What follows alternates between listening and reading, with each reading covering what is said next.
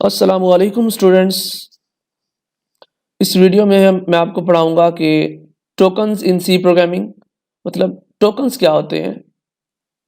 आपने शायद कभी ना कभी ये सुना होगा tokens. What are they? Tokens in C is the most important element to be used in creating a program in C language। मतलब कि जो टोकन्स होते हैं वो सबसे इम्पोर्टेंट एलिमेंट्स होते हैं। एलिमेंट होता है, फॉर एग्जांपल ये टोकन के अंदर कितने एलिमेंट्स हैं? TOKENS। तो ये 6 इसके अंदर टोकन्स हैं इस एक कीवर्ड के अंदर, जो कि सी लैंग्वेज के अंदर हम जो प्रोग्राम्स क्रिएट करते हैं, जो डिज़ाइन करते हैं, उसके लिए बहुत ही अहमियत देते हैं, अहमियत के हामिल होते हैं। We can define the token.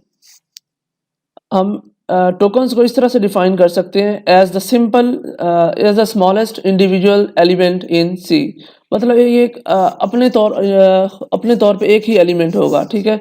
ये मतलब जिस तरह ये टोकन लिखा हुआ है, या आप ले लीजिए सी, ये एक टोकन है, ठीक है।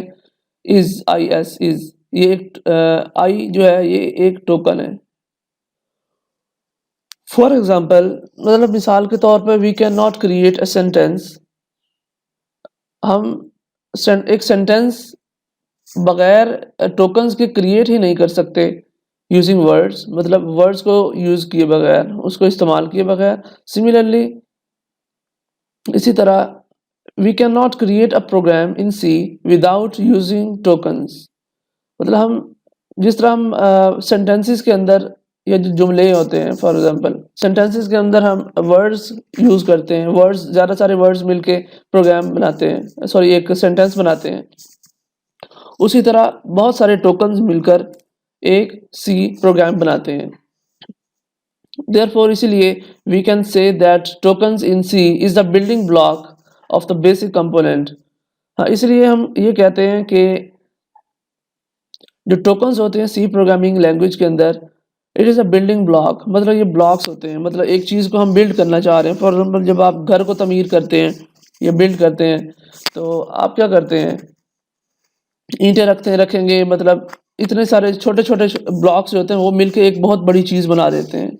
आपके पास साथ एक पूरी बिल्डिंग बना देते हैं, या फिर आप एक प्रोग्रामिंग की बात करें तो प्रोग्राम बना देते हैं for creating a program in C language जी। तो उसके बाद है हमारे पास क्लासिफिकेशन ऑफ टोकन्स। अब हम टोकन्स को क्लासिफाई कर लेते हैं। Tokens in C language can be divided into the following categories. मतलब टोकन्स को हम सी लैंग्वेज के अंदर इस तरह से डिवाइड कर सकते हैं, कुछ कैटेगरीज होती हैं, इसकी कुछ टाइप्स होती हैं, ठीक है जी। कीवर्ड्स इन सी, सबसे पहला है हमारे पास जो टाइप है वो है कीवर्ड्स। कीवर्ड्स क्या होते हैं? Let's understand each token one by one. आइए अब हम एक एक करके तमाम जो टोकन्स हमारे पास जो टाइप्स हैं उनको देख लेते हैं। सबसे पहली टाइप हमारे पास है कीवर्ड्स। कीवर्ड्स क्या होते हैं? Keywords in C can be defined as the predefined or the reserved words having its own importance। मतलब कुछ पहले से डिफाइन किए हुए वर्ड्स, ठीक है, या फिर रिजर्व वर्ड्स, मतलब वो ऐसे वर्ड्स जो हमने पहले से ही अपने पास रिजर्व किए हुए हों। हैविंग इट्स ओन इम्पोर्टेंस, मतलब उनकी अपनी एक अहमियत होती है। जिस तरह आप फॉर एग्जांपल घर के अंदर एक पूरी फैमिली के अंदर हैं, तो आपकी कुछ ना कुछ तो अहमियत होगी ना, थोड़ी बहुत तो इज्जत होती होगी आपकी घर में, जैसा कि आप सब जानते हैं। And each keyword has its own functionality. और हर एक कीवर्ड जो होता है, ये फॉर एग्जांपल जिस तरह मैं आपको एग्जांपल दे देता हूँ। ये आप स्क्रीन के ऊपर ऑटो देख रहे हैं, ऑटो लिखा हुआ है। ये क्या, ये एक कीवर्ड है। इसके अंदर टोटल 4 टोकन है, AUTO, ठीक है। फॉर एग्जाम्पल आप AUT लिख देते हैं तो ये इसका कोई मतलब ही नहीं बनता, प्रोग्राम को समझ ही नहीं आएगी। कंपाइलर जो है आपका, जो पहले से लाइब्रेरी इसमें इंस्टॉल है, वो ऑटो उसमें से देखेगा ऑटो क्या चीज़ है। अच्छा ये मतलब ऑटो फंक्शन है, तो मतलब ये प्रोग्राम्स को ऑटोमेटिकली क्रिएट करने के लिए यूज़ किया जाता है। जब आप AUT लिख देते हैं फॉर एग्ज़ाम्पल, तो उसको उससे प्रोग्राम को समझ ही नहीं आएगी कि आप उसको क्या कहना चाह रहे हैं। अच्छा जी, since keywords are predefined words used by the compiler, इसी तरह जो कीवर्ड्स हैं हमारे पास, वो कंपाइलर के ज़रिए वर्ड्स की फॉर्म के अंदर हम उनको यूज़ करते हैं।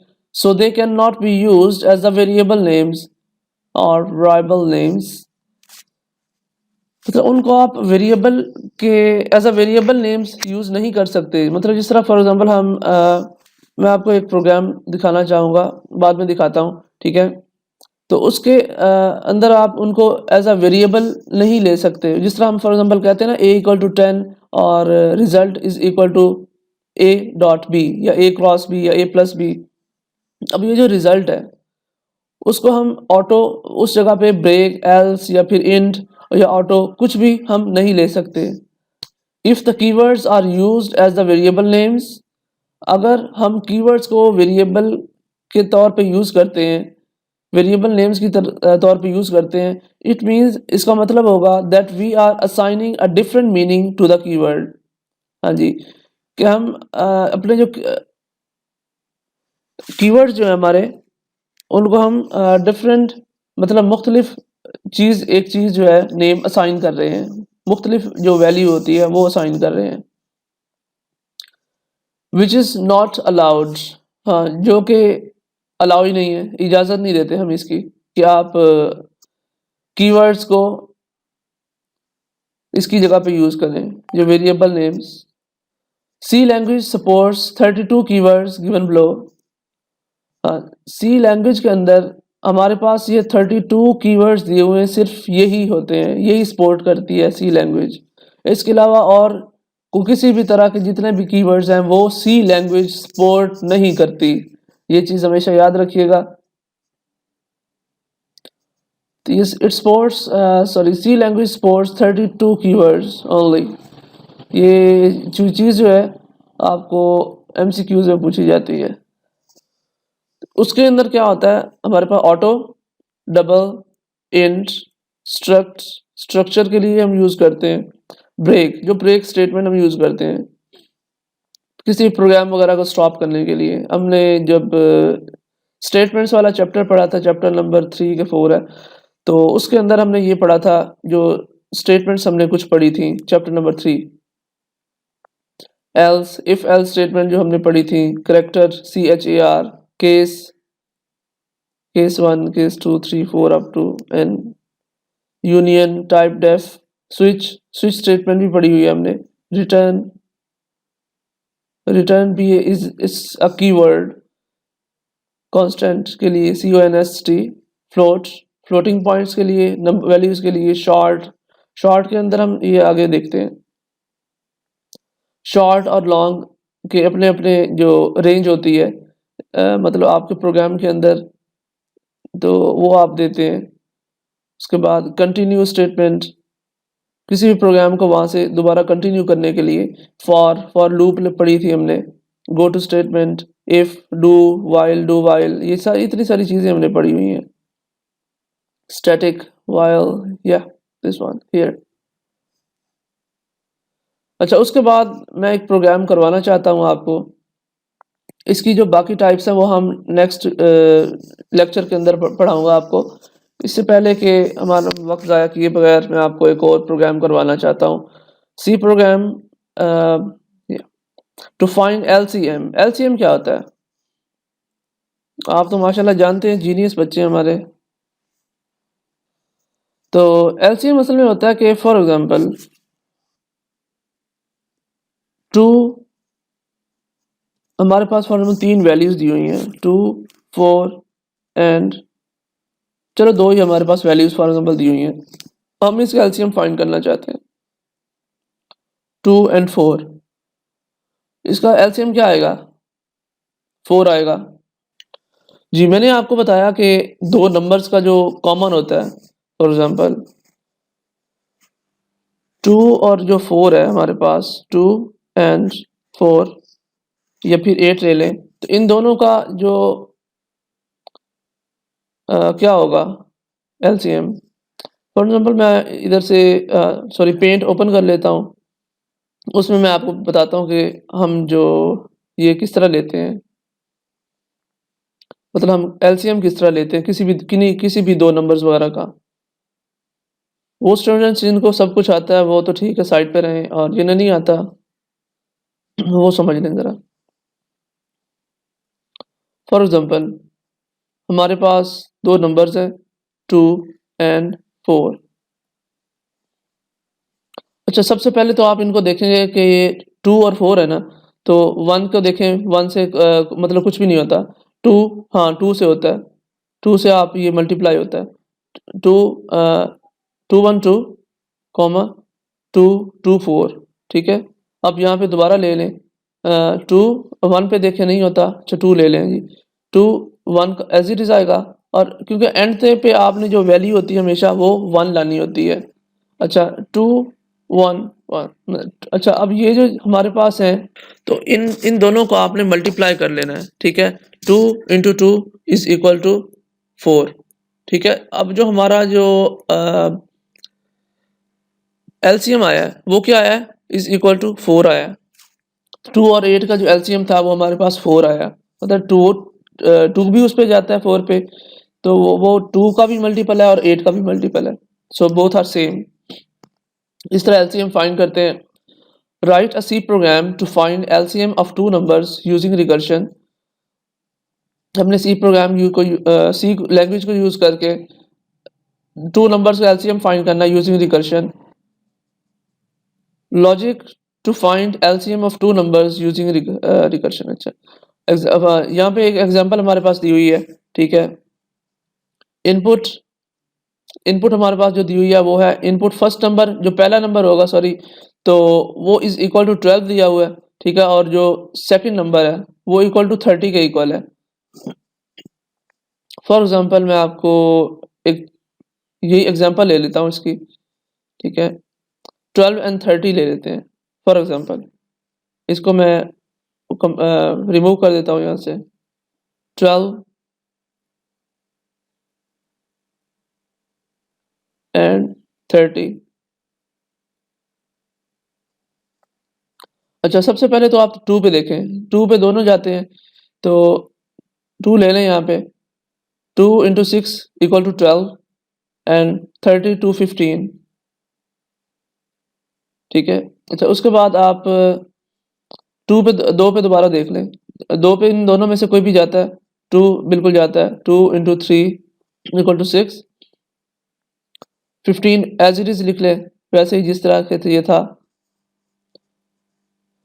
अच्छा, अब ऐसा मल्टीपल देखें कि दोनों किस पे जाते हैं, या एक किस पे जाता है। जैसे 3 पे दोनों चले जाते हैं, 3 दोनों का मल्टीपल है। आप क्या करें, 3 इंटू 1 इक्वल टू 3, 1 आ जाएगा यहाँ पे। 3 इंटू 5 इज इक्वल टू 15। अच्छा, अब यह इन दोनों में से और कोई भी आगे नहीं जा रहा, तो आप ठीक है इसी को ले लें। अब आप 5 ले लें यहाँ पे सीधा सीधा, 1 एज इट इज़, तो 5 इंटू 1 इज इक्वल टू 5। अब ये जो आपके पास ये दोनों हैं, ठीक है, इनका जो मल्टीप्लिकेशन होगी, इनकी जो रिजल्ट होगा, इन चारों को आपस में मल्टीप्लाई करें। 5 into 3 equal to 15, 15 by 2 30, 30 by 2 equal to हमारे पास आ गया जी 60 के। ठीक है, ये एलसीएम जो हमारे पास आता है वो 60 आता है। अच्छा, ये देखिए आउटपुट हमारे पास दी हुई है यहाँ पे, LCM of 12 and 30 is equal to 60, ठीक है। अब मैं आपको प्रोग्रामिंग की तरफ साइड पे ले जाता हूँ। अच्छा, हमारा ये कंपाइलर ऑलरेडी ओपन है, ठीक है। तो मैं क्या करता हूँ, इसको कंट्रोल एन प्रेस करके मैं एक न्यू फाइल ले लेता हूँ। अच्छा, तो अब हम क्या करते हैं, हम सबसे पहले कमेंट लिख लेते हैं। कमेंट के अंदर अपनी जो प्रोग्राम की स्टेटमेंट है वो लिख लेते हैं यहाँ पे, ठीक है जी। Right a C programme, statement लिखना ज़रूरी होता है क्योंकि इससे आपको समझ आ जाती है कि हम प्रोग्राम किस चीज़ के लिए कर रहे हैं। फाइंड क्या करना है, हमें क्या दिया जा रहा है, क्या फाइंड करना है, रिटर्न क्या करवाना है आपने। Write a C program to find the LCM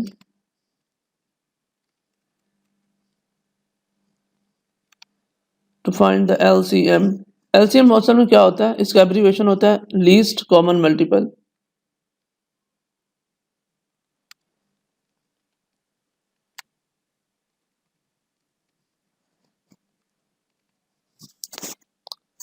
of two numbers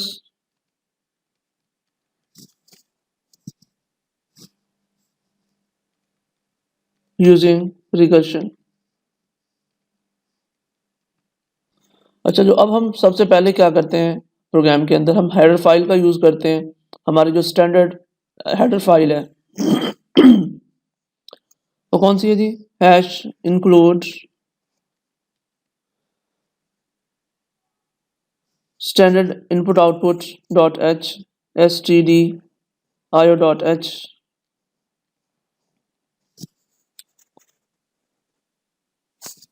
अब हम फंक्शन डिक्लेरेशन यूज़ कर रहे हैं कुछ फंक्शंस को डिक्लेयर करवाने के लिए। मैं यहाँ पे वैसे ही कमेंट में लिख लेता हूँ आपकी आसानी के लिए, जिससे आपको समझ आ जाएगी अच्छा ये किस चीज़ के लिए, ये दोनों लाइनें जो है ये किस चीज़ के लिए दी गई हैं हमने।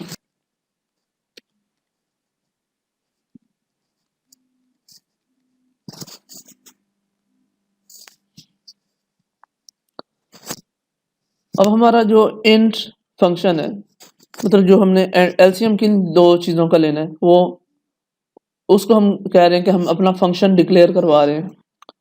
इंट एलसीएम, इंट हम क्यों ले रहे हैं, क्योंकि हमें जो रिजल्ट चाहिए वो हमें इंटीजर्स में चाहिए, किसी और करेक्टर्स वगैरह में नहीं चाहिए। करेक्टर्स का आप एलसीएम किस तरह लेंगे, इंट एलसीएम इंट ए कॉमा इंट बी। तो उसके बाद हम अपना मेन फंक्शन लिखेंगे, इंट मेन। ये हमारी बॉडी के लिए हम रिप्रेजेंट कर शो करवाते हैं, ये जो ब्रैकेट्स होती हैं। तो अब हम क्या करेंगे जी, बॉडी के अंदर हम क्या असाइन करेंगे, इंट नंबर 1, क्योंकि हमने दो नंबर ले रहे हैं, इंट ए और इंटीजर बी जो है, ये num1 इज इक्वल टू ये 8 पहला है, और जो num2 होगा वो हमारे पास सेकंड नंबर होगा, comma num number 2 and find LCM। हमने LCM फाइंड करना है।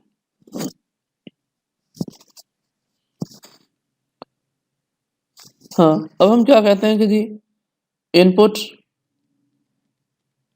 टू नंबर्स या two integers from the user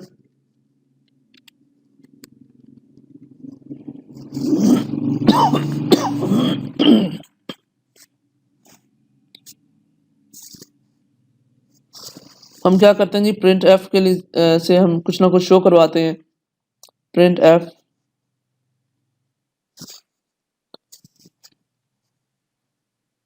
please, compiler हमसे कहेगा प्लीज एंटर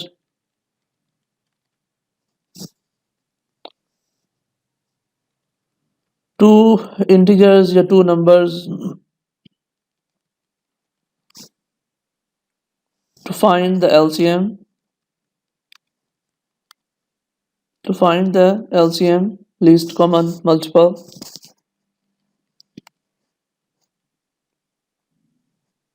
तो सेमीकोलन हम लगाते हैं वो प्रोग्राम को, हमारी जो स्टेटमेंट होती है उसको एंड करने के लिए, जो नेक्स्ट स्टेटमेंट को स्टार्ट करने के लिए हम लगाते हैं, जो हमारी पिछली स्टेटमेंट होती है उसके एंड पे। उसके बाद हम इनपुट के लिए स्कैन एफ का यूज़ करेंगे। स्कैन एफ, हमने जो डिजिट्स लेने हैं वो किस तरह लेने हैं, किस फॉर्म में, डिजिट्स की फॉर्म में।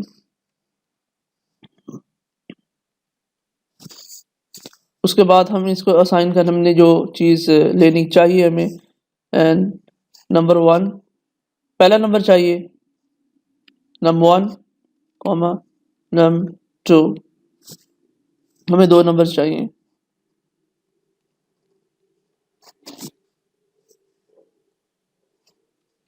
ठीक है जी।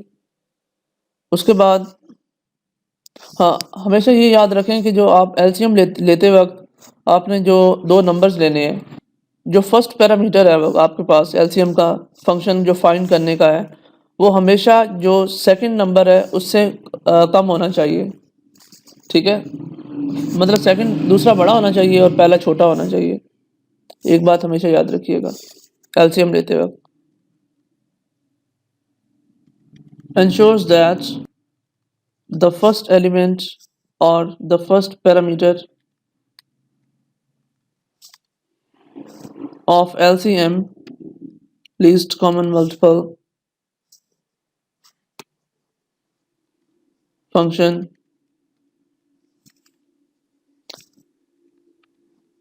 is always less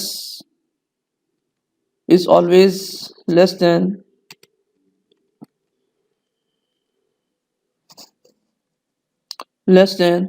the second।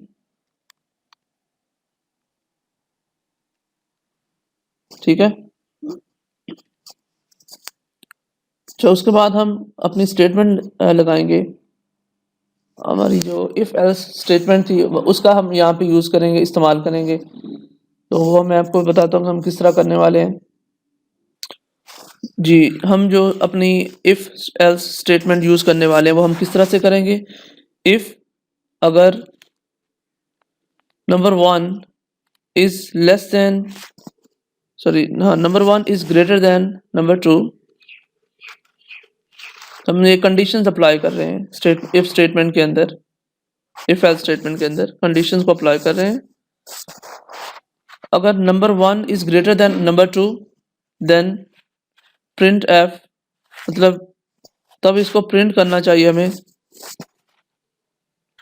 LCM equal to LCM of,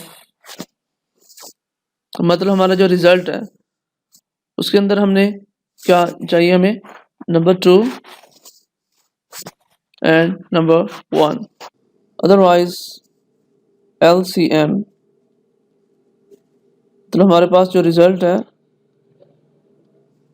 वो होना चाहिए number 1 and number 2।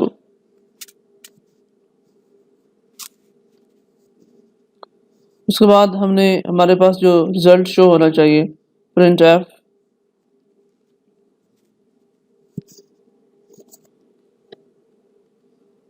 LCM of these digits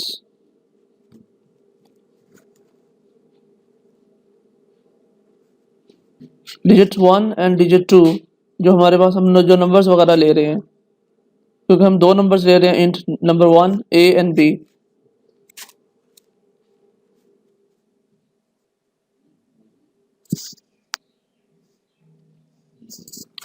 is equal to, मतलब number 1 and number 2 is equal to जो हमारे पास रिजल्ट आएगा % D। उसके बाद हमने क्या करना है कि जो हमने 2 नंबर्स को कर जो रिजल्ट लेना है वो भी हम यहाँ पे लिख देते हैं नंबर 1 एंड नंबर 2, और हमने फाइंड क्या करवाना है LCM फाइंड करना है। उसके बाद हम अपने जो हमारा फंक्शंस है हम उसको रिटर्न करवा लेते हैं, रिटर्न 0। ठीक है, ये हो गया। उसके बाद हम जो रिकर्सिव फंक्शन अप्लाई करना चाह रहे हैं to find LCM of 2 numbers A and B, क्योंकि जो A है उसको ज़रूरत है, जो नंबर 1 है हमारे पास, it needs to be always less than B, मतलब वो हमेशा A से छोटा होना चाहिए, मतलब B से छोटा होना चाहिए। जो हमारे पास नंबर A, पहला नंबर दूसरे से हमेशा छोटा होना चाहिए LCM लेते वक्त। उसके अंदर उसके बाद हम एक कुछ फंक्शंस वगैरह इसके अंदर दो फंक्शन हम यूज़ कर रहे हैं। एक ये फंक्शन था और फंक्शन डिक्लेयर किया हमने, उसके बाद एक और फंक्शन, एक ही प्रोग्राम के अंदर बहुत सारे फंक्शंस भी हम यूज़ कर सकते हैं। इंट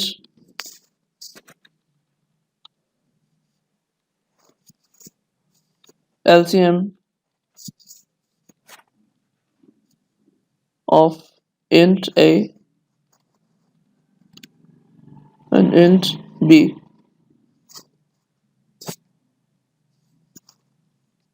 ये हमारी बॉडी हो गई।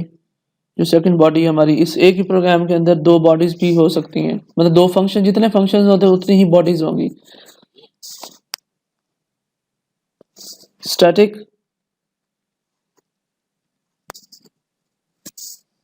इंट मल्टीपल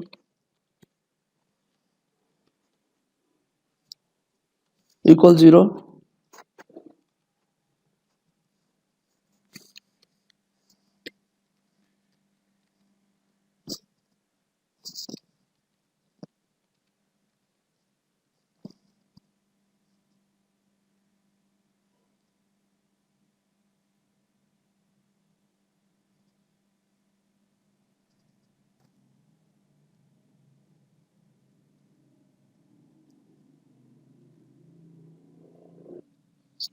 अच्छा, उसके बाद हम जो बेसिक जो कंडीशन ऑफ रिकर्जन है हमारी, रिकर्जन की जो कंडीशन है वो हम अप्लाई करते हैं यहाँ पे करने वाले हैं।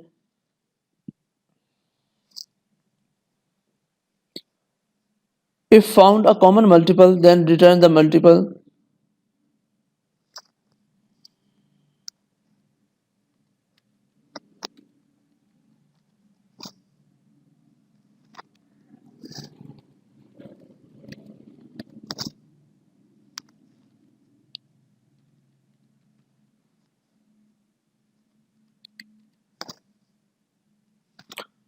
If found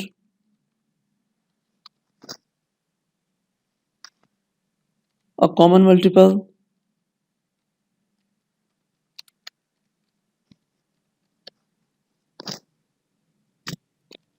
then return the multiple। अब हम यहाँ पे जो इफ स्टेटमेंट के जरिए, इफ एल्स स्टेटमेंट के जरिए अप्लाई करेंगे यहाँ पे multiple of A is equal to 0, मतलब कि जो ए के मल्टीपल्स होंगे उन तमाम को प्लस कर, मतलब उन दोनों, उन सब का मल्टीप्लाई को बी वाले जो मल्टीपल होंगे, मतलब जो नंबर 2 के हमारे पास जो मल्टीपल सारे आएंगे उन दोनों को आपस में मल्टीप्लाई करना है। फिर उसके बाद जो हमारा जो कॉमन मल्टीपल होगा, ठीक है, वो हम लेंगे।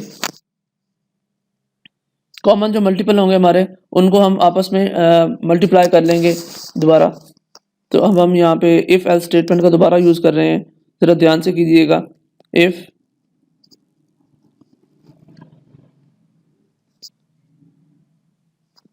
Multiple mod a equal to 0,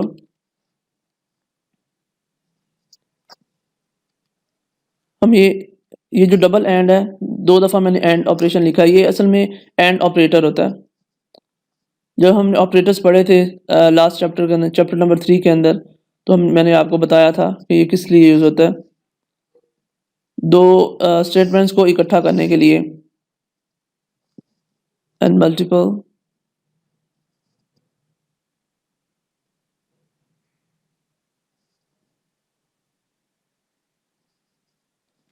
multiple mod p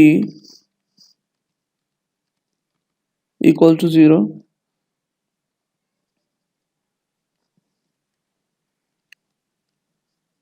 if statement जो थी वो उसकी हम बॉडी अब हाँ, उसके अंदर हमने क्या करेंगे, रिटर्न मल्टीपल, रिटर्न मल्टीपल। उसके बाद हम जो एल्स स्टेटमेंट है, इफ एल्स स्टेटमेंट हम यहाँ पे लगा रहे हैं। एल्स अगर ये हो तो रिटर्न मल्टीपल कर दे, else otherwise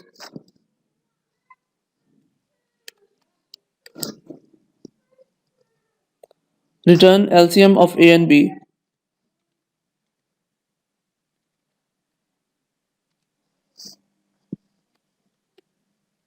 Of A and B.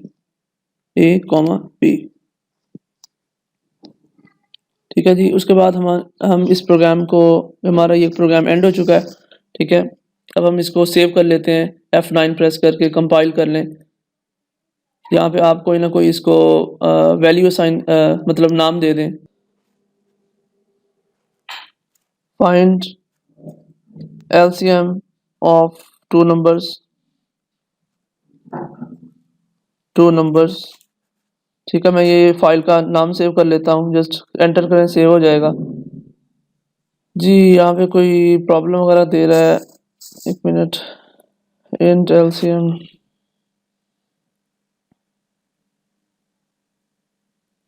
जी बिल्कुल, मैंने यहाँ पे असल में डॉट लगा दिया, डॉट नहीं कॉमा लगाना था।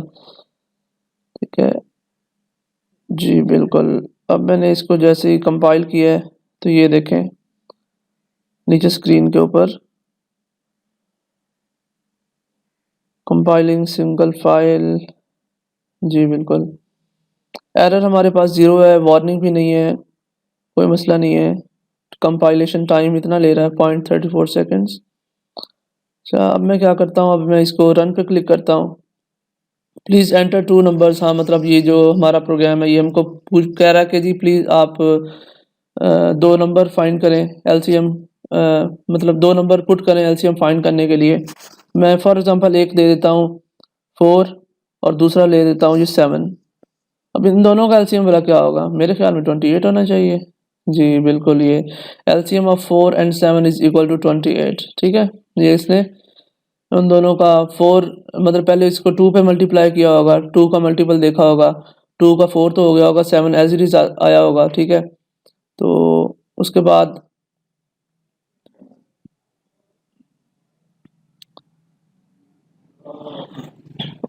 इसने क्या किया होगा, 7 2 3 4 5 6, ये इस पे नहीं गया होगा तो ये 7 पे चला गया, तो 4/7 इक्वल टू 28। ठीक है, फॉर एग्जाम्पल मैं कोई डिफरेंट कॉम्बिनेशन यहाँ पे कर लेता हूँ। एक मैं कह देता हूँ जी 20 और दूसरे पे मैं कह देता हूँ जी 40। तो इन दोनों का मल्टीपल क्या होगा? कॉमन, लीस्ट कॉमन मल्टीपल ये 40 होगा। LCM of 20 and 40 is equal to 40। ठीक है, ये प्रोग्राम था हमारा। तो आप लोगों ने, ये स्टूडेंट्स ने नोट करना है, उसके बाद मुझे बताना है प्रोग्राम खुद उसकी लिख के, राइट करके, उसको रन करके उसका स्क्रीनशॉट मुझे सेंड करना है अगर वो एरर नहीं आ रहा तो। अगर एरर आ रहा है तो आपने जो कुछ ना कुछ, कहीं ना कहीं गलती की होगी, कोई ना कोई मिस्टेक होगी आपकी, उसको आपने दूर करना है मिस्टेक को, फिर दोबारा रन करना है उसको, तभी आप लोगों की अटेंडेंस लगाई जाएगी। Thank you guys.